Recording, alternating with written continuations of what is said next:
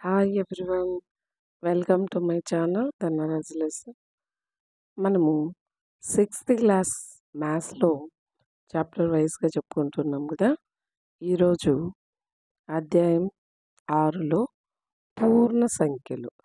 ముందు వీడియోలో పూర్ణాంకాలు నేర్చుకున్నాము. ఇప్పుడు వచ్చి పూర్ణ సంఖ్యలు గురించి నేర్చుకున్నాం. ఓకేనా?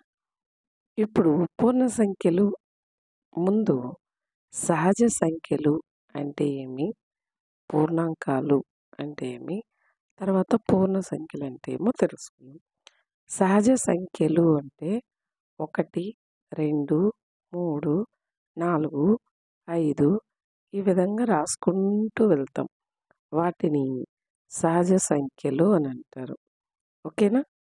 అలా కాకుండా పూర్ణాంకాలు ఏమవుతుందంటే ఈ సహజ సంఖ్యలు యాజ్ టీజ్గా అలానే ఉంటుంది, దాంతోపాటు 0 యాడ్ అవుతుంది. దాన్ని పూర్ణాంకాలు అంటారు. ఇప్పుడు మన లెసన్ పేరు పూర్ణ సంఖ్యలు కదా. ఈ పూర్ణ సంఖ్యలు ఎలా వస్తాయి అంటే సహజ సంఖ్యలు ఉంటాయి, 0 ఉంటుంది. అంటే పూర్ణాంకాలు అంటే 0 నుంచి ఇటువైపు ఉండేవన్నీ కూడా పూర్ణాంకాలు. వీటితో పాటు రుణ సంఖ్యలు కూడా యాడ్ అవుతాయి. -1, -2, -3 అండ్ సో ఆన్. ఓకేనా? అలాంటి సంఖ్యల్ని పూర్ణ సంఖ్యలు అని అంటారు. అర్థమైందా? ఇప్పుడు ఇందులో 0కి ఇటువైపు ఉంది కదా, 1, 2, 3, 4 ప్లస్ వాల్యూలు ఉన్నాయి కదా, వీటిని ధన పూర్ణ సంఖ్యలు అంటారు. 0కి ఇటువైపు -1, -2, -3, -4, -5 ఇట్లా సో ఆన్ ఉంది కదా, వాటిని రుణ పూర్ణ సంఖ్యలు అని అంటారు. ఇప్పుడు సహజ సంఖ్యలు, పూర్ణాంకాలు, పూర్ణ సంఖ్యలను బాగా గుర్తుంచుకోవాలంటే ఈ ఫిగర్ని ఒకసారి చూడండి. ఈ మధ్యలో ఉండేది సహజ సంఖ్యలు అనుకుంటే 1, 2, 3, 4, 5, 6, 7, 8 ఈ విధంగా వెళ్తూనే ఉంటుందన్నమాట. ఇది సహజ సంఖ్యలు అనుకుంటే, సహజ సంఖ్యలతో పాటు ఇది మొత్తం పూర్ణాంకాలు 0 కూడా యాడ్ అవుతుంది. సహజ సంఖ్యలు 0 మళ్ళీ మైనస్ విలువలు ఇవన్నీ కలిస్తే పూర్ణ సంఖ్యలు వస్తాయి. ఓకేనా? ఈ చాప్టర్ చాలా చిన్నది కానీ కన్ఫ్యూజ్ చేసే బిట్స్ ఉన్నాయి ఇందులో. ఖచ్చితంగా దీనిలో కూడాను ఆల్ కాంపిటేటివ్ ఎగ్జామ్కి ఒక బిట్ అయితే ఖచ్చితంగా వస్తుంది. ఇది సాల్వ్ చేసేటప్పుడు ప్రతి ఒక్కరూ కన్ఫ్యూజ్ అవుతారు, మ్యాథ్స్ వాళ్ళు తప్ప. ఓకేనా? సరే, ఇప్పుడు చూద్దాం. సంఖ్యారేఖపై పూర్ణ సంఖ్యలు అన్నారు. దీన్ని సంఖ్యారేఖ అంటారు. ఓకేనా? ముందు వీడియోలో కూడా నేర్చుకున్నాం కదా. ఈ విధంగా ఒక రేఖ తీసుకుంటాం. 0, 1, 2, 3, 4 నిన్న ఇటువైపు ఉండేది మాత్రమే సంఖ్యారేఖపై పూర్ణాంకాలు నేర్చుకున్నాం. ఇప్పుడు మైనస్ వాల్యూ కూడా ఉంటే పూర్ణ సంఖ్యలు అవుతాయి. ఓకేనా? దీన్ని సంఖ్యారేఖపై పూర్ణ సంఖ్యలు అని అంటారు. ఓకేనా? ఇప్పుడు మనము సంఖ్యారేఖపై సంకలనం చేయడం. సంకలనం అంటే తెలుసు కదా, కూడికలు ఎలా చేయాలో చూద్దాం. ఓకేనా? ఇక్కడ 3 + 5 అన్నారు. ఈ 0 నుంచి 3 వరకు 0 నుంచి 3 వరకు తీసుకుంటాం. అది 3 అయింది. దీన్ని మళ్ళీ 5 కలపాలి. ఇక్కడ ఇంకా నంబర్ ఎక్స్టెండ్ చేసి ఉండాలి.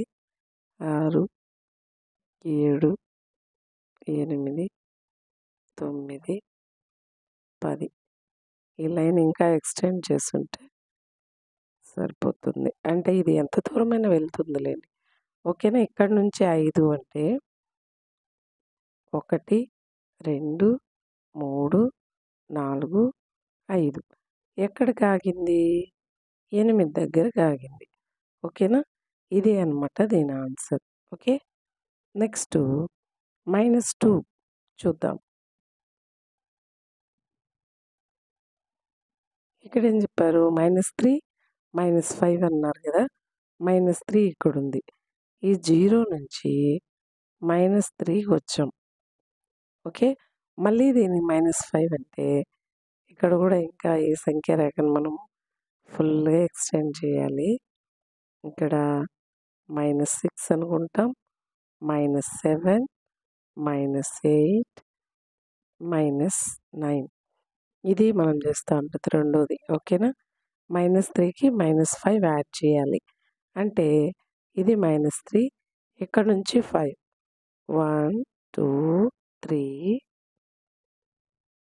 4, 5 ఎక్కడ ఆగింది? -8 దగ్గర ఆగింది. ఓకేనా? ఇది వచ్చి -8.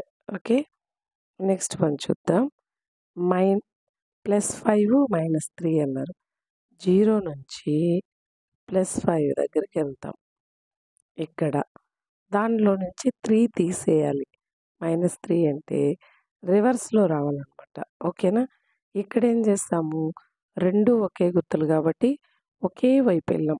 ఈ ప్లస్ వాల్యూలు ఉంటే కుడివైపుకి, మైనస్ వాల్యూలు ఉంటే ఎడమ వైపుకి వెళ్ళాం. ఇక్కడే మీ +5 నుంచి -3 అంటే ఆపోజిట్ డైరెక్షన్లో రావాలి. ఇక్కడ నుంచి 3 వెనక్కి రావాలి. 1, 2, 3. ఇప్పుడు ఇది ఎక్కడ ఆగింది? 2 దగ్గర ఆగింది. సో దీని ఆన్సర్ ఎంతంటే 2. ఓకేనా? నెక్స్ట్ ప్రాబ్లం చూద్దాం. ఇక్కడ -5 +3. ఇక్కడ 0 నుంచి -5కి వెళ్తాం. ఇది మైనస్ వాల్యూ. +3 అన్నప్పుడు ఇది ఆపోజిట్ డైరెక్షన్లో వెళ్ళాలి. 3 టైమ్స్ 1, 2, 3. ఇక్కడ ఎంత వచ్చింది? -2. ఓకేనా? దీని ఆన్సర్ వచ్చి -2. ఇక్కడ +3 -3 అన్నారు. ఇది చూద్దామా? +3 -0 నుంచి +3కి వెళ్ళారు. మళ్ళీ -3 అంటే ఆపోజిట్ డైరెక్షన్లో 3 టైమ్స్ వెనక్కి రావాలి.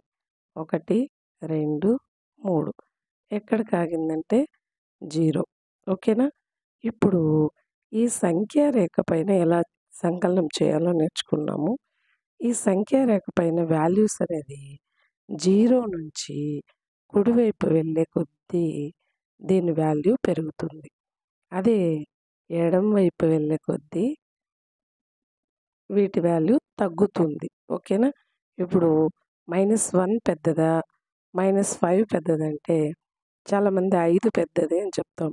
బట్ -1 పెద్దది. 0కు దగ్గరగా ఉండేదే పెద్దది. ఓకేనా? -5 అనేది చిన్నదవుతుంది. అదేలాగా ఇప్పుడు -2 పెద్దదా, -1 పెద్దదా అంటే -1 పెద్దది. ఓకే, ఇక్కడ -2 పెద్దదా, -4 పెద్దదా అంటే -2 పెద్దది. ఓకే, 0 నుంచి ఇట్లా వెళ్ళే కొద్దీ వాల్యూస్ అనేవి తగ్గుతాయి అన్నమాట. ఓకేనా? ఇప్పుడు సంఖ్య రేఖ పైన ఎలా చేయాలో తెలుసుకున్నాం. ఇప్పుడు డైరెక్ట్గా ఆన్సర్ చేస్తాం. +3 +5 ఎంత? 8. -3 -5 రెండు యాడ్ చేసుకొని ఒకే గుర్తుంది కాబట్టి మైనస్ దీని సింబల్ వేస్తాం. -8. తర్వాత చూసామంటే ఇది ప్లస్ ఉంది, మైనస్ ఉంది. రెండు ఆపోజిట్లో ఉంటే తీసేయాలి. పెద్దదాని గుర్తు ఏదైతే ఉందో అది వేస్తామన్నమాట. 5లో 3 పోతే 2, పెద్దదాని గుర్తు +2. ఇక్కడ -5 +3 ఆపోజిట్ సింబల్స్ ఉన్నాయి కాబట్టి తీసేస్తాం. 5లో 3 పోతే 2, పెద్దదాని గుర్తు ఏమి అంటే -2. ఓకేనా? +3 -3 రెండు ఆపోజిట్ కదా, 0. ఇలాంటి బిట్టే ఒకటి +270 -270 వాల్యూ మనకు మొన్న టెట్ ఎగ్జామ్లో అడిగారు కదా. అంటే ఇప్పుడు కాదు, 2022లో. ఓకేనా? ఇది చూడడానికి సింపుల్గా ఉంటుంది కానీ ఎక్కువగా కన్ఫ్యూజ్ చేసే టాపిక్ కాబట్టి వర్కౌట్ చేయండి. అన్నీ వచ్చు అనుకోకుండా, వచ్చుండేది కూడా ఒకసారి రివిజన్ చేయాలి కదా మనము. ఆ విధంగా చేయండి. ఓకేనా? ఇప్పుడు క్రింది వాటి విలువలను కనుగొనండి. అప్పుడే సంఖ్య రేఖ పైన చేయడం ఎలానో కనుక్కున్నాం. ఇప్పుడు దీని వాల్యూని చూస్తాం. ఇక్కడ +11 -7 ఇవి రెండు యాడ్ చేయండి అన్నారు. ఇక్కడ ప్లస్ ఉంది, ఏమీ లేదంటే ప్లస్ ఉన్నట్టు. ప్లస్ ఉంది, మైనస్ ఉంది కాబట్టి 11లో 7 పోతే ఎంతమా? 4. పెద్దదాని గుర్తు పెద్ద నెంబర్ ఏది? 7 పెద్దదా? 11 పెద్దదంటే 11 కదా! దాని ముందు 2 సింబలు ప్లస్ 4 వస్తుంది. ఓకే. ఇప్పుడు ఇక్కడ -13 ప్లస్ 18 ఉంది. 2 వ్యతిరేక గుర్తులు కాబట్టి తీసేస్తాం. 18లో నుంచి 13 పోతే 5. పెద్ద నెంబర్ ఏది రెండిట్లో? ఇది. దాని ముందర ఏ గుర్తుంది? ప్లస్. మనం +5 రాసినా పర్లేదు, లేదా 5 రాసినా సరిపోతుంది. పైన కూడా అంతే. +4 అన్నా 4 అన్నా ఒకటే. ఓకేనా? ఇక్కడ -10 ప్లస్ 19 ఉంది. ఈ 2 ఆపోజిట్ సింబల్స్ ఉన్నాయి కాబట్టి 9 వస్తుంది. పెద్దదాని గుర్తు ప్లస్ వస్తుంది. ఇక్కడ -250 ప్లస్ 150 ఉంది. ఇది 250లో నుంచి 150 పోతే 100 మిగులుతుంది. ఇది పెద్దది కదా! దీని ముందరున్న మైనస్ రాస్తామన్నమాట. ఓకే. సరే, ఇంతసేపు మనం సంకలనం చేసాము. ఇప్పుడు తీసివేత. పూర్ణ సంఖ్యల వ్యవకలనం సంఖ్యారేఖపై చేయండి అని. ఇక్కడ సంఖ్యారేఖ ఆల్రెడీ తీసుకున్నాను. ఇక్కడ +6 -2. ఓకేనా? ఇక్కడ నుంచి +6 అంటే 0 నుంచి 6 దగ్గరికి వెళ్తాం. ఇక్కడ -2 అనేది ఆపోజిట్ గుర్తు కదా! ఆపోజిట్గా వస్తాం. 1, 2 ఎక్కడికి ఆగిందో అదే దాని ఆన్సర్. ఓకేనా? దీని ఆన్సర్ వచ్చి 4. ఇక్కడ -5 ప్లస్ 4 ఉంది. 0 నుంచి -5 దగ్గరికి వెళ్తాము. +4 అనేది ప్లస్ గుర్తు ఆపోజిట్ గుర్తు కదా! ఆపోజిట్గా 4 టైమ్స్ వస్తాం. 1, 2, 3, 4. ఎక్కడ ఆగింది? -1 దగ్గర ఆగింది కాబట్టి దీని ఆన్సర్ -1. ఓకేనా? కంప్లీట్ అయిపోయింది వీడియో అయితే. ఇదే లాస్ట్. చాలా వరకు అంటే ఈ చాప్టర్లో ఉన్నదాన్ని కవర్ చేశాను. అంటే ప్రతి మోడల్ కూడా మీరు గుర్తుపెట్టుకోవాలి. ఓకేనా? మోడల్కి ఒక్కటి మాత్రమే చేస్తున్నాను. మీకు ఇది చేసేటప్పుడు ఈజీగానే ఉంటుంది, కానీ క్వశ్చన్ పేపర్ పైన పెట్టినప్పుడు ఏ సింబల్ ఏమొస్తుంది అన్నది డౌట్ వస్తుందన్నమాట. ఓకేనా? చూడండి, అలా లేకుండా ఉండాలంటే కొంచెం ప్రాక్టీస్ చేయండి అంతే. వచ్చు కదా అని వదిలేయద్దండి. ఒక రఫ్ నోట్స్లో మీరు ప్రాక్టీస్ చేస్తూ ఉంటేనే మీకు అన్ని డౌట్స్ క్లారిఫై అవుతాయి. ఓకేనా? ఇక్కడ చూడండి, -8 ప్లస్ -8కి ఎంత కలిపితే 0 వస్తుంది? ఎంత కలిపితే వస్తుంది చూడండి. +8 కలిపితే 0 వస్తుంది. ఇవి 2 ఆపోజిట్ గుర్తులు కాబట్టి తీసేస్తాము. 0 వస్తుంది. ఓకే. ఇక్కడ -4కి ఎంత కలిపితే -12 వస్తుంది? మైనస్లో వచ్చింది కాబట్టి ఇక్కడ కూడాను మైనస్లోనే ఉండాలి.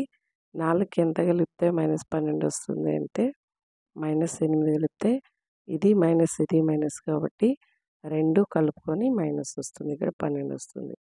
ఓకేనా? ఇక్కడ +12 -12 ఆన్సర్ ఎంత వస్తుంది? 0 వస్తుంది. ఓకే.